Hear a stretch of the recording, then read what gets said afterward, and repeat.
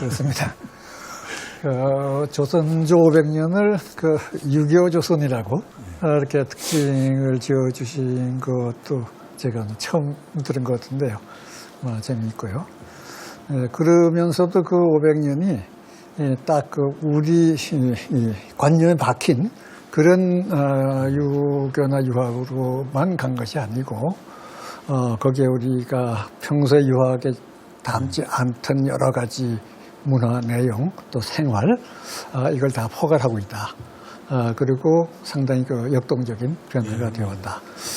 이런 거는 이제 우리가 정말 새롭게 인식을 해야 될 문제고 또 이제 앞으로 우리가 학문을 하고 문화를 만들어 나가는 데서도 굉장히 중요하게 참고되고 그러면서도 또 거기서 우리가 좀 부족했다든가 아쉬움들도 많이 느끼는데 그것도 우리가 좀 비판적으로 수용해야 되고 이런 점에서 참 이 좋은 뜻깊은 이 공부였다고 생각을 합니다. 그러나 이제 아쉽게도 조선조 정치적으로 끝나고 특히 현대에 이제 서구문물이 들어오고 서구문화, 현대 과학 등등이 들어오면서 사실은 거의 잊혀져 가고 있던 게 아니냐 이런 이제 느낌이 있고요.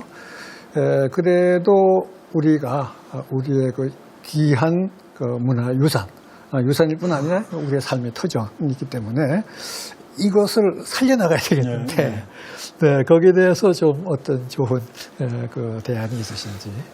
제 생각에는 우리 유학이 과학과 어긋나는 점은 전혀 없다고 생각합니다. 서양에서는 지동설이 나왔을 때 이렇게 반대를 했는데 우리의 홍대영이나 박지원이 물론 자기 나름의 지동설이 좀 이상하긴 해요. 그렇게 자기가 이렇게 굴러가지고 어디를 태양을 중심으로 돈다는 것도 없이 그냥 좀 이상하지만 자기가 생각해봐서 이게 둥글다는 얘기도 하고 이게 자전한다는 얘기도 하고 과학을 받아들이는데 과학과 서양의 오히려 교조적인 철학들처럼 과학과 어긋나는 점은 전혀 없다고 생각합니다. 다만 지금 유학이 한국 사람들한테 좀 낙후된 거라고 보는 거는 지금은 그래도 미국 사람이나 일본 사람들 속을 읽을 수 있게 됐는데 왕조 말기에는 전혀 그걸 읽지 못한 모양이에요. 수동적으로 막 어왕좌왕하다가 갈팡질팡하다가 나라를 잃어버렸습니다. 그러니까 그 시대에 나라 잃어버린 시대는 유교 때문이 아닌데 오히려 사실은 뇌신선이라고 불리는 미국, 일본, 중국, 러시아가 우리가 전혀 모르던 짓을 와서 막 하니까 당황해서 망한 건데 정신을 못 차린 거죠. 그때 그냥 어리 나가고 넋이 나가고 어리 빠져가지고 정신 차리는데 굉장히 오래 걸렸죠. 그리고 나라 잃은 시대에 들어와서도 계속 독립운동을 해가면서 결국 정리가 된 게 안도산의 준비론과 신단제의 신채호의 무투론, 무장투쟁론 이런 것들이 체계화되면서 그런 대로 정신을 좀 차리기 시작한 것 같습니다. 그리고 저는 제 생각에는 광복 이후에 안도산의 준비론이 현대 기술 철학으로 또 신채호의 무트론이 현대 인권 사상으로 이렇게 다 이어져 나온다고 생각하거든요. 이제는 유학이 정말 기술 철학이나 인권 사상에 기여할 수 있는 게 있나? 저는 이해할 수 있다고 생각합니다. 말하자면 이제 유학 정신은 그래도 사물을 제대로 파악하고 이해하고 그걸 바탕 삼아서 살아나가겠다. 이제 그런 것이라고 봐지고요. 그렇게 되면 이제 현대 과학이 새로 밝혀낸 우주나 인간에 대한 것도 이제 이 안에 담아서 우리 삶의 양식으로 만들어야 되지 않을까. 저는 이제 사실 그런 생각으로 제가 이 과학 쪽의 이해를 그쪽으로 연결해 보려는 노력을 나름대로 좀 하고는 있습니다.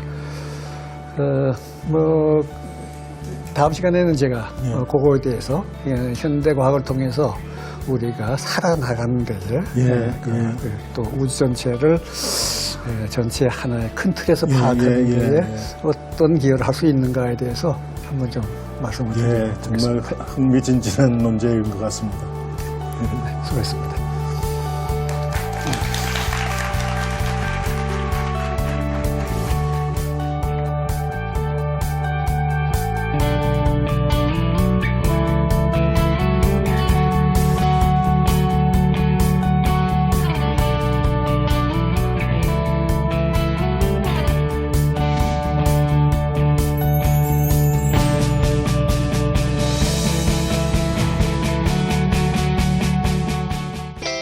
자갈도 에너지를 가지고 있고 토끼도 에너지를 가지고 있어요.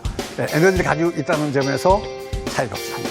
그래서 생명의 자족적인 존재 단위를 온생명이라고 합니다. 처음엔 좀 낯선 이런 것도 있지만 선생님 말씀 듣고 보니까 너무나 당연한 말씀 같고요.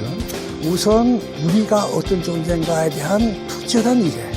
근데 그것을 가능케 해주는 것은 지금 이제 인문학이 계속해서 깨우쳐주는 거가 바로 그거고 또 이제 자연과학의 눈으로도